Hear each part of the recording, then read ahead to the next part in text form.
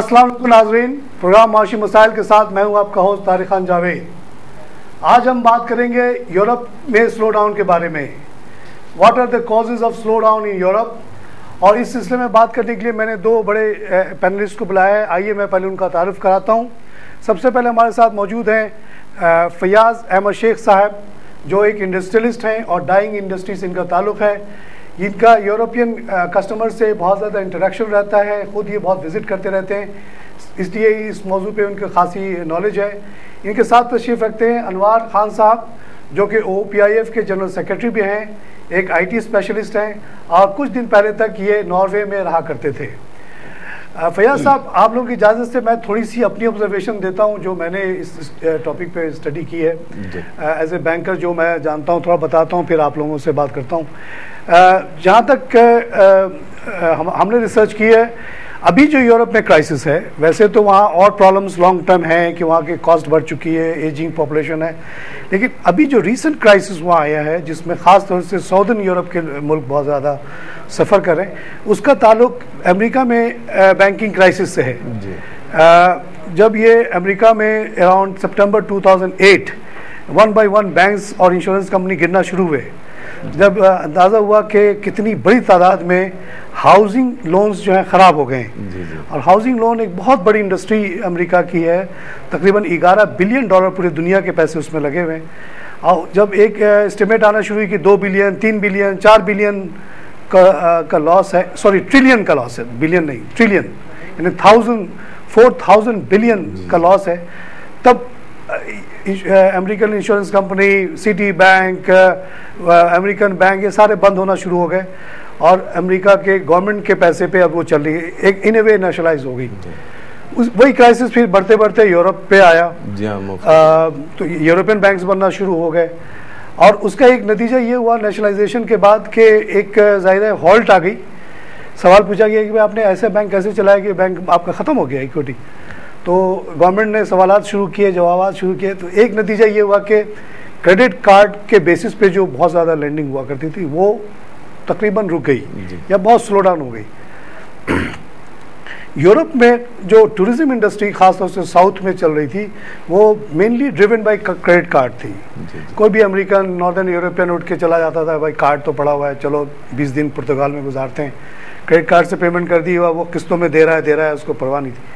उससे ख़ास तौर से स्पेन, पुर्तगाल और ये ग्रीस बहुत ज़्यादा इफेक्टेड हुए हैं।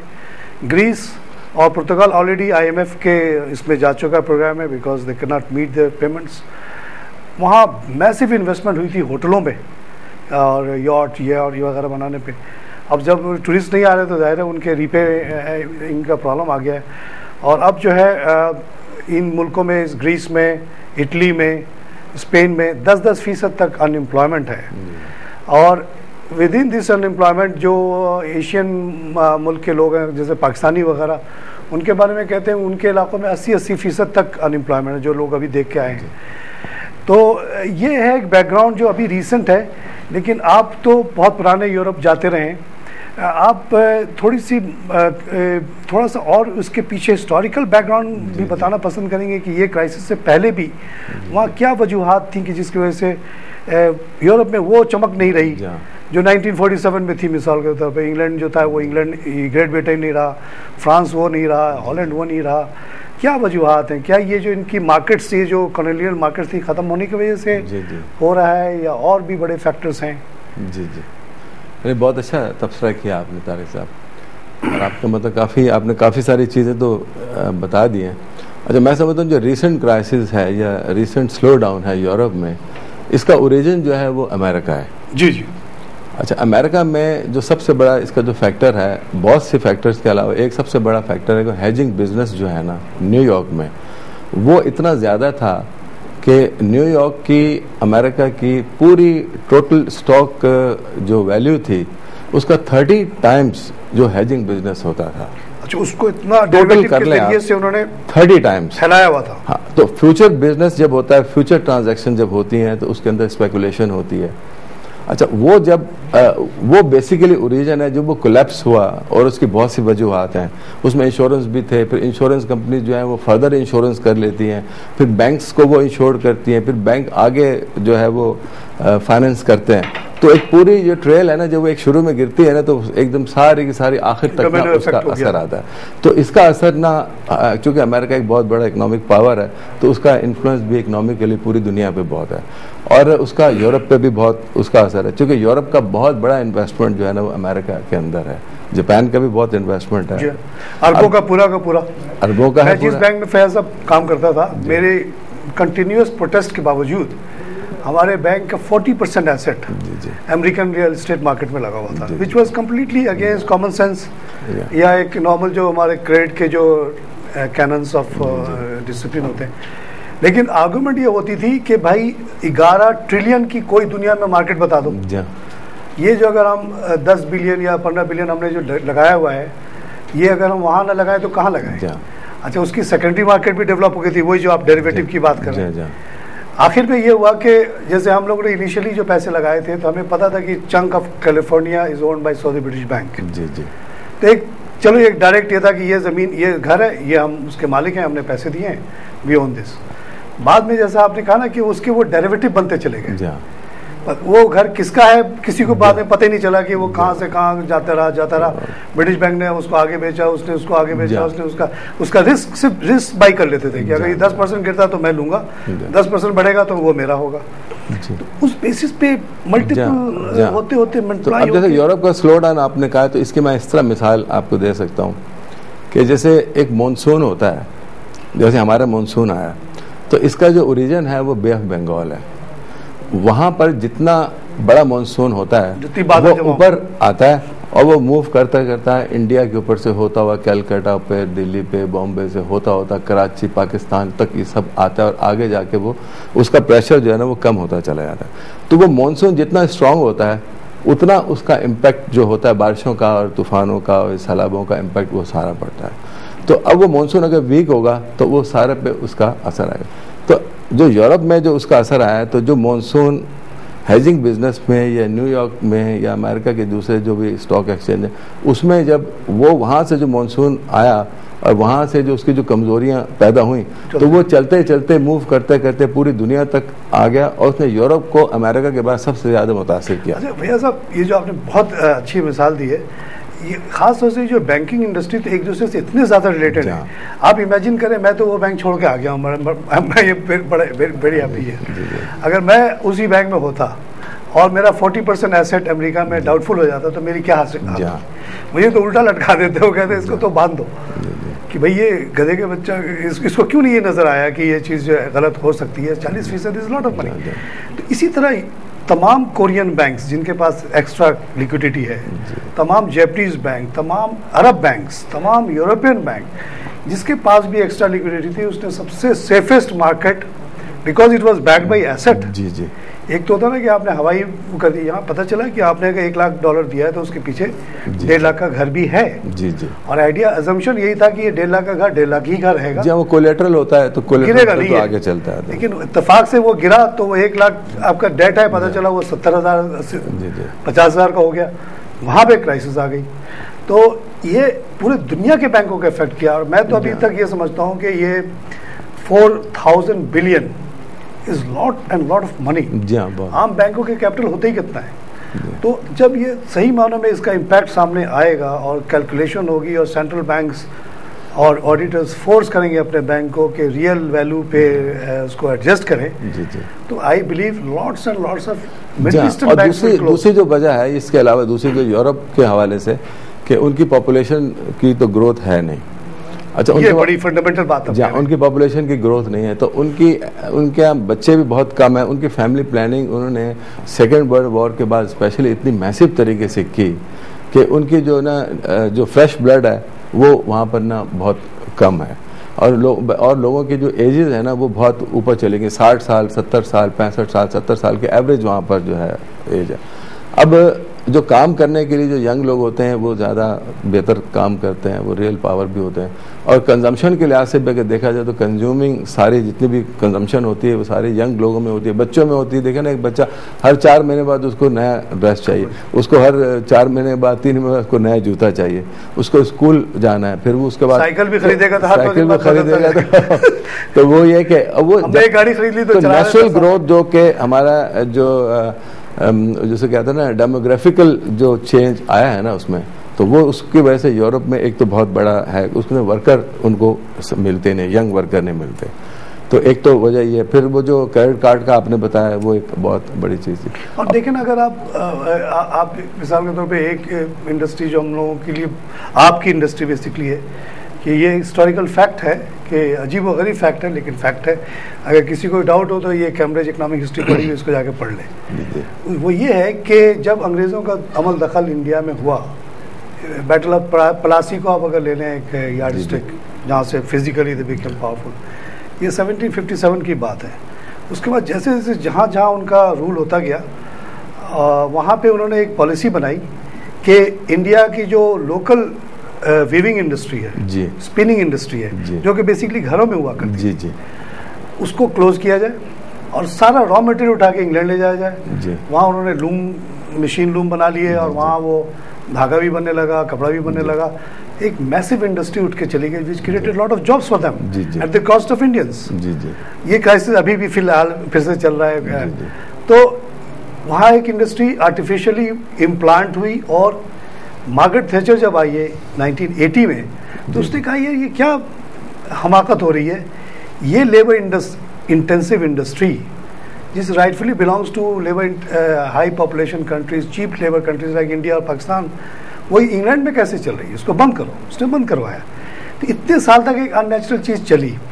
अब वहाँ गारमेंट इंडस्ट्री बंद हो गई, इसी तरह कोल इंडस्ट्री वहाँ की ख़त्म हो गई, शिप ब्रेकिंग ख़त्म हो गई, एग्रीकल्चर जोर ज़बरदस्ती की चल रही है क्योंकि वो वहाँ के क्लाइमेटिक कंडीशन डजंट अलाउ कि 6 महीने तो फ्रॉस्ट होता है। 6 महीने में आप कितना प्रोडक्शन करेंगे कि वो सर्वाइबल हो जाए। एक जानवर को पालने पे €1 मिलियन का सब्सिडी दे रही है इस वक्त Europe, which is against the rule of WTO and everything. तो एक बड़ी उनके लिए देखा जाए तो पेनफुल सिचुएशन है। और उसका जो बेनिफिट हो रहा है, वहाँ बंद हो रही है तो कहीं तो खुल रही है ना। उसका यही बेनिफिट हो रहा है कि वो स्लो डाउन हो रहा है और इधर तो हाई हो रहा है। एशिया जो है वो ग्रो कर रहा है। उसमें देखिए ना, एशिया तो 8 to 9 GDP ग्रोथ एशिया का है, और चाइना का तो डबल फिगर में था, और इंडिया का भी बहुत था। हमारा पिछले था 6-7% था, वो अब हमारा 4 से भी तो 2.5 पे आ गया। तो अब हमें ये देखना है कि उनका जो स्लो डाउन हुआ है उससे हम किस तरह फ़ायदा उठा सकते हैं। तो उनके पास जो सबसे बड़ा प्लस पॉइंट है, उनके पास नो हाउ बहुत है, टेक्निकली वो बहुत हमसे आगे हैं। दूसरा फाइनेंस भी उनके पास ऐसे है उनके पास। अब हमारे पास जो है वो मैन पावर बहुत है, हमारे पास जो है मार्केट बहुत है, हमारे पास कंजम्पशन बहुत है। अब हमारा देखें ना, 18 करोड़ हमारा लोग रहते हैं, तो 10 करोड़ यंग है जी, उसमें तो 10 करोड़ है। हमारा 40% of our total population is below 17। तो अब आप देखें ना, अगर 5-6 करोड़ अगर यंग लोग हैं तो उनकी तो बहुत ग्रोथ होगी और रहेगी आगे चल के। और अब हम अगर अपने ही 18 करोड़ लोगों को, उसकी इकोनॉमी भी अच्छी खासी बड़ी बन सकती है, इसको ही अगर हम सही मायनों में फीड कर लें उनकी मतलब है कि मदद से, तो उनको भी उसका फायदा मिल सकता है। वो अपना फाइनेंसेस लगाएं और हम अपनी मशीन दें, लेकिन उसके लिए उनको देखना ही है कि यहाँ पर जो आपको पता है कि हमारा सोशल सेक्टर जो है उसमें क्या हालात हैं। हमारा मतलब है कि बिल्कुल, एक तो हमारे मुल्क का इमेज भी बहुत, आपको पता है क्या सूरत हाल है। यहाँ पर गन पॉइंट पे लाना, दहशत गर्दी, टेररिज्म और ये भत्ताखोरी, और ये जब ये अगर होगा तो यहाँ के लोग तो यहाँ रहना पसंद नहीं कर रहे। यहाँ से जो लोग कर सकते हैं वो तो यहाँ से जा रहे हैं, तो वो कैसे आएंगे। सही। तो हमें सबसे बड़ा जो तवज्जो देनी चाहिए इस दुनिया में, जो पूरा एक ग्लोबल विलेज है ना, तो इसमें ना हम एशिया में जो लोग रहते हैं 40% से ज़्यादा पॉपुलेशन दुनिया की एशियन कंट्रीज में है। तो उसी हिसाब से ना जो बाइंग पावर भी जो है या कंजम्पशन जो है वो यहीं पर ही डेवलप हो रही है दिन ब दिन। तो अब देखें ना, इंडिया ने भी काफ़ी अच्छा मतलब है कि स्टार्ट कर लिया है, चाइना ने भी बहुत अच्छा स्टार्ट कर लिया, इवन बांग्लादेश को आप देखें, वो बांग्लादेश। तो हम में कौन सी ऐसी खराबी है कि जो हम नहीं कर सकते। मैं समझती हूँ 4 जो मुल्क के नाम लिए उसमें Pakistan is the best. Pakistan में कुछ चीज़ों की वजह से हमने रोका हुआ है, लेकिन सबसे अहम बात यह है कि आपने बेसिक इकोनॉमिक वायबिलिटी हमारी स्टैब्लिश कर दी। जी जी। अब ये जो इरिटेंट्स हैं या जो रुकावटें हैं ये तो दूर हो सकती हैं, एक दो थोड़ा वक्त लगेगा, वो ठीक हो जाएगी। अच्छा अनवर साहब, अब आपके तरफ आता हूँ। आप तो नॉर्वे में बहुत साल रहे और आप एज ए IT प्रोफेशनल वहाँ काम करते रहे। अब आके आपने यहाँ अपना बिजनेस इस्टेब्लिश किया है माशाल्लाह, जॉब्स आप इंटरनेट के थ्रू ला रहे हैं यहाँ पे। तो थोड़ी सी हमें, जैसे हम ये बात कर रहे हैं तो कि यूरोप में खासतौर से नॉर्वे का चले, पहले हम नॉर्वे में वो प्रॉब्लम्स नहीं है जो हमने साउदर्न यूरोप की बात की। वहाँ तो उनकी इकॉनमी बहुत स्ट्रांग है, तेल है, सब कुछ है, लेकिन इकोनॉमी जो है ना वो उनकी स्ट्रांग है, लेकिन गवर्नमेंट सेक्टर के अंदर स्ट्रांग है। अच्छा, मतलब वो अगर ऑयल निकाल रहे हैं तो उससे गवर्नमेंट को फायदा है, प्राइवेट सेक्टर को नहीं। शिपिंग इंडस्ट्री है उसके अंदर बहुत स्ट्रांग है, तो उसके एक पर्टिकुलर लोग हैं जो कि इस इंडस्ट्री से रिलेटेड है, उनको फ़ायदा है। अदरवाइज आप स्कैंडिनेविया के किसी भी कंट्री के अंदर चले जाएं, वहाँ पर जो है ना तकरीबन 80% लोग जो हैं वो सोशल लेके गवर्नमेंट से अपना गुजारा करते हैं। मतलब अच्छा। कोई भी ज़्यादातर मेजोरिटी जो है ना वो खैरात पे जिंदा है, खैरात पे जिंदा है तकरीबन। तो बाकी आप बड़े बड़े शहरों में स्टॉकहोम के अंदर आ जाएं, योतेबर्ग में आप आ जाएं, स्वीडन के अंदर, नॉर्वे के अंदर आप आएंगे तो आपके ओस्लो है बड़ा शहर उनका, ट्रोंडियम है उनका बड़ा शहर, इसी तरह डेनमार्क के अंदर कोपेनहेगन के अंदर आप चले जाएं। ये बड़े बड़े शहरों के अंदर चूँकि पॉपुलेशन है, थोड़ा सा फूड इंडस्ट्री वहाँ पर है, थोड़ा कुछ गवर्नमेंट के डिपार्टमेंट्स बने हुए हैं, लोग जॉब के अंदर हैं। अदरवाइज आप पूरे उस कंट्री में अगर आप घूमेंगे तो आपको मेजोरिटी लोग जो भी मिलेगा वो गवर्नमेंट से सोशल ले रहा है, और वो या गवर्नमेंट का एम्प्लॉई है, गवर्नमेंट का एम्प्लॉई। प्राइवेट सेक्टर बहुत कम है। प्राइवेट सेक्टर तो तकरीबन, क्योंकि देखें वो तो आलू भी खरीदते हैं, प्याज भी उनका पोलैंड से आता है, हर चीज इम्पोर्टेड, हर चीज उनकी इम्पोर्टेड है उनके पास। वहाँ कुछ भी नहीं पैदा होता, वहाँ कोई चीज ऐसी पैदा नहीं होती। और सुना जंगल बहुत है। नहीं, जंगलात तो हैं, लेकिन ये कि वो बस लकड़ी है उनकी, एक फूड एक्सपोर्ट, लकड़ी की और ऑयल है उनका, और पेट्रोल वो निकाल रहे हैं। मतलब तो वहाँ जैसे कोई ज़राअत, जैसे आम जगह हम लोग यहाँ खेती बाड़ी ये सब नहीं होता का मसला ये है कि वो मुल्क ऐसा है कि वहाँ पर पूरे साल सूरज नहीं निकलता है। अगर साल में कभी सूरज निकल गया, मतलब किसी साल अगर सूरज निकल गया तो वो मैक्सिमम 2 या 3 दिन 4 दिन सूरज निकलेगा। हद से हद कोई उनका बहुत ही लकी ईयर हुआ तो उसमें 10-15 दिन सूरज निकल जाएगा। जी हाँ, पूरे जिंदगी अंधेरे ही रहता है, जिंदगी अंधेरे में रहती है। और वो जो है ना, मतलब उनके ऐसा पागल हो जाए इंसान। तो उनके यहाँ मसला ये है कि वो जो है ना एग्रीकल्चर वगैरह वो कुछ ऐसा हो नहीं सकता वहाँ पे। फिर अगर मिसाल के तौर पे अगर उनकी ज़मीन है तो वो कम से कम 7-8 महीने तो बर्फ़ के अंदर रहती है उनकी ज़मीन। तो वहाँ जाहिर है वो बहुत ज़्यादा वो ये करते हैं कि आलू के बीज डाल देते हैं, जब वो बर्फ़ हटती है तो आलू निकाल लेते हैं बहुत ज़्यादा। और आइलैंड वाला का भी सुना था कि आलू पे ही गुजारा होता था। और उनकी खुराक भी वैसे आलू है। वहाँ नॉर्वेजियन लोगों को पटाट बोलते हैं नॉर्वेजियन ज़बान के अंदर। अच्छा, पटाट। अच्छा, उसके अलावा गोश्त खाते हैं? इसके अलावा गोश्त खाते हैं। और इनका जानवर है, मतलब जानवर हैं उनके। अच्छा, वो तो शेड में रखते हैं, वो जानवर हैं उनके। और जानवरों का मतलब ये कि लाम भेड़ जो है ना, मतलब ये उनकी है ज़्यादातर।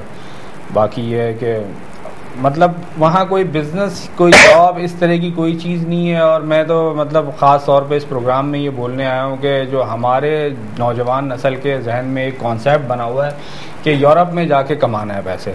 तो मैं वहाँ इतने अरसे रहा, मुझे बहुत लोग ऐसे मिले, और मैं वहाँ पर जो है social worker as a 2 group में काम करता था, एक रात गिविंग ग्रुप का और एक SOS रेसिज्मा। हमारा जो ये दोनों ग्रुप जो है, ये लोगों, ये रात गिविंग ग्रुप है, ये हम लोग पॉलिटिकल असाइलम के लिए जो वहाँ पर जाते थे पाकिस्तान और दुनिया से लोग जाके, हम उनकी हेल्प करते थे। और SOS रेसिज्मा जो है वो हम लोग मतलब ह्यूमन राइट्स के लिए काम करते थे, इंसानियत की फलाह के लिए हम लोग वहाँ पर काम करते थे।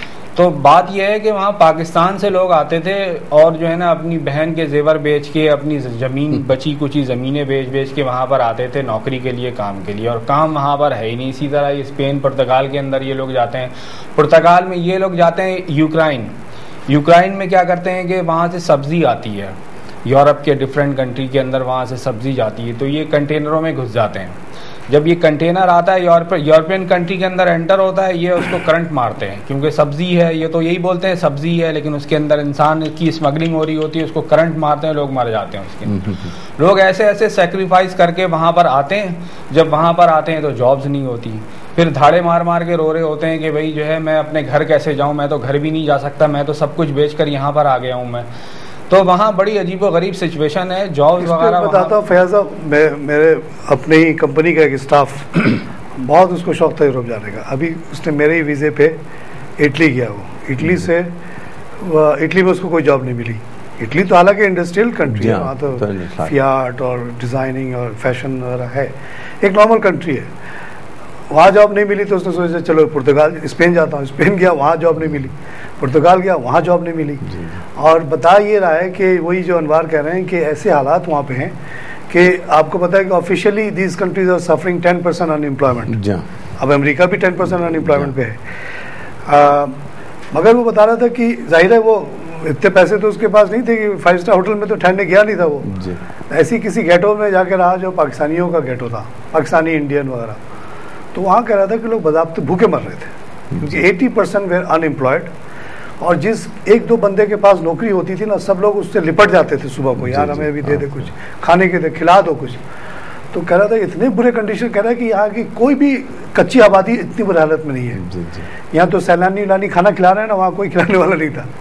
आपस में वहाँ तो कोई खिलाने का सिस्टम नहीं है। होटल्स की बात करके दो। अब तो यूरोप से लोग चाइना जा रहे हैं, वहाँ पर सारे अपने प्लांट और प्रोजेक्ट लगा रहे हैं क्योंकि वहाँ उनको पास जॉब नहीं है। तो उन्होंने अब सारी कंपनी, जितनी बड़ी बड़ी कंपनीज है ना, सारों ने ना चाइना के अंदर ना बड़ा मैसिव इन्वेस्टमेंट किया। फैज़ साहब कंटिन्यू करेंगे, ज़रा सा एक छोटा ब्रेक लेते हैं। नाज़रीन हम लेंगे आप एक छोटा सा ब्रेक के बाद फिर हाजिर होते हैं।